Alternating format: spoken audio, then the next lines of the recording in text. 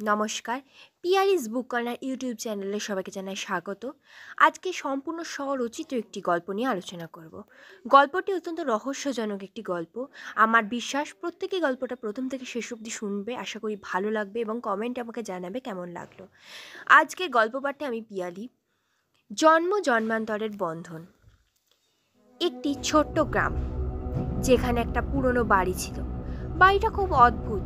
গ্রামের লোকদের ধারণা বাড়িতে ভূত আছে। বাড়ির সামনে দিয়ে যাওয়াও নাকি অশুভ। কখনো কখনো বাড়িটি থেকে অদ্ভুত শব্দও শোনা যায়। শহর থেকে আসা সৌরভ এগ্রিকালচারের কাজে গ্রামে চাষবাস দেখতে এসেছিল। সৌরভ সেই বাড়ির কথা জানতে পারে এবং ক্রমশ তার বাড়িটার প্রতি আগ্রহ বাড়ে। গ্রামের লোকে বারবার বারণ সত্ত্বেও সে সেই বাড়িতে ভূতের অস্তিত্ব খুঁজে বের করতে চাইল। সৌরভ বাড়িতে প্রবেশ করতেই দরজাটা খুলে গেল তাকে দেখে। সৌরভ বাড়িতে প্রবেশ করে এবং তার অনুসন্ধান শুরু হয়। সে বাড়িটি প্রতিটি ঘর খুঁজে বের করে, কিন্তু সে কোনো ভূতের চিহ্ন খুঁজে পায় না। হঠাৎ করে সে একটা অদ্ভুত শব্দ শুনতে পায়।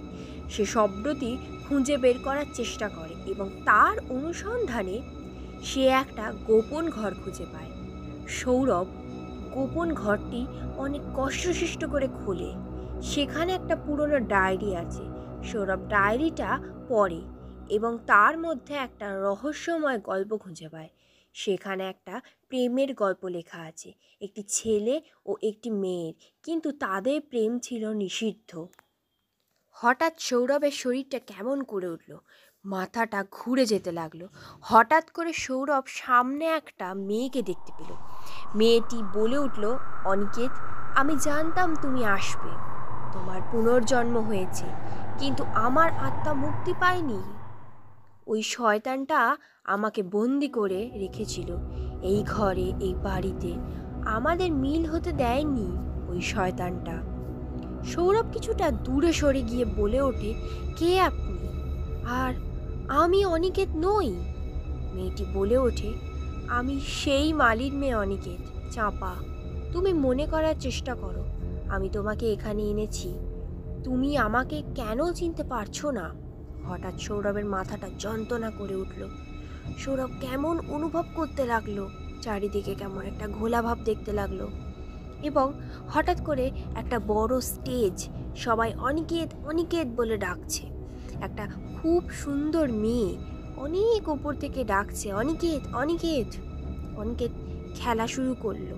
সামনের ব্যক্তি তাকে আঘাত করলো, সেও তাকে আঘাত করলো। এইভাবে অনেকক্ষণ চলার পর কুস্তিতে অনিকেত জিতল। খেলার শেষে অনিকেত এদিক ওদিক তাকিয়ে সেই মেয়েটিকে খোঁজার চেষ্টা করলো। অনেক খোঁজার পর মেয়েটি তাকে ধরা দিল। বাবু, আপনি আমাকে খুঁজছেন? আমি চাপা, ওই পাড়ার মালির মেয়ে। আপনি খুব সুন্দর খেলেছেন, আমার খুব পছন্দ। আমি তাই দেখতে গিয়েছিলাম। আপনি আমাকে কেন খুঁজছেন? অনিকেত বলল, তুমি খুব সুন্দর চাপা। আমি প্রথমে তোমাকে দেখেই প্রেমে পড়ে গেছি। এইভাবে অনিকেত মাঝে মাঝেই তার সঙ্গে দেখা করতে শুরু করলো। চাপা একদিন অনিকেতকে বলল, অনিকেত বাবু, আপনি সমাজে উঁচু তলার মানুষ, জমিদারের ছেলে, আর আমি হলাম গিয়ে মালির মেয়ে। আমাদের ভালোবাসা কেউ মানবে না। অনিকেত, না চাপা, আমি তোমাকে ভীষণ ভালোবাসি, নিজের থেকেও বেশি। চলো আমরা পালিয়ে কোথাও চলে যাই। চাপা, না অনিকেত বাবু, এইরকম হয় না। অনিকেত, চাপা, তুমি যদি আমাকে ভালোবাসো তাহলে কাল নীল পাহাড়ের সামনে সকালে দাঁড়াবে।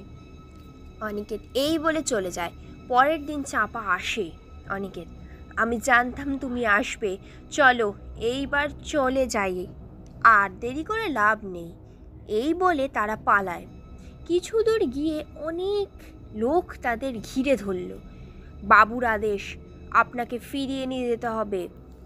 অনিকেত, আমি যাব না, যাব না। এই বলে অনিকেত পালাতে যাবে, তাদের দুজনকে ধরে নিয়ে যাওয়া হলো। সভায় উপস্থিত জমিদার, গ্রামের সব মানুষ, চাঁপার বাবা, সকলে উপস্থিত। সেখানে অনিকেত আর চাঁপাকে ধরে আনা হলো। অনিকেত: বাবা, তুমি কেন করছো এইসব? আমি চাপাকে ভালোবাসি, ওকে বিয়ে করতে চাই।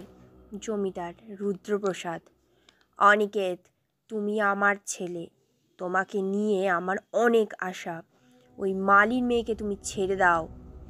ওই রকম আমি 1000 জনকে তোমার পায়ের কাছে এনে দেব। অনিকেত: না বাবা, ভালোবাসা জাতপাত দেখে না। আমি চাপাকে ছেড়ে বাঁচব না, এটাই আমার শেষ কথা। জমিদার চাপাকে হিড় করে নিয়ে গিয়ে সামনে ছোট্ট একটা প্রাসাদে কুটিরের ঘরে বন্ধ করে দিল। তোমাকে এইভাবেই থাকতে হবে, তোমার জন্য এই সব হয়েছে, তোমাকে এখানেই পচে মরতে হবে। অনিকেত: বাবা না, তুমি চাপাকে ছেড়ে দাও। জমিদার: অনিকেতকে ফাঁসির কক্ষে নিয়ে যাওয়া হোক। এই বলে হঠাৎ সৌরভ আবার নিজের মধ্যে ফিরে এলো। চাপা, আমি তোমাকে চিনতে পেরেছি, তুমি আমার চাপা। চাপা বলে উঠল: অনিকেত, আমাকে তুমি মুক্ত করে দাও, তুমি আমার আত্মাকে মুক্ত করো। এই বলে সে চলে গেল। চাপা, চাপা, আমি তোমাকে আজ এক্ষুনি মুক্ত করব। এই বলে সৌরভ একটা ত্রান্তিকের কাছে গেল। সেখানে তাকে সবটা বলে সেই প্রাসাদে এসে চাপার আত্মাকে মুক্ত করলো চাপা। অনিকেত, আমাদের বন্ধন জন্ম জন্মান্তরের, আমাদের কেউ আলাদা করতে পারবে না। আমি ফিরে আসব, হয়তো অন্য নামে, অন্যভাবে। এই বলে চাপার আত্মা মুক্ত হয়ে গেল।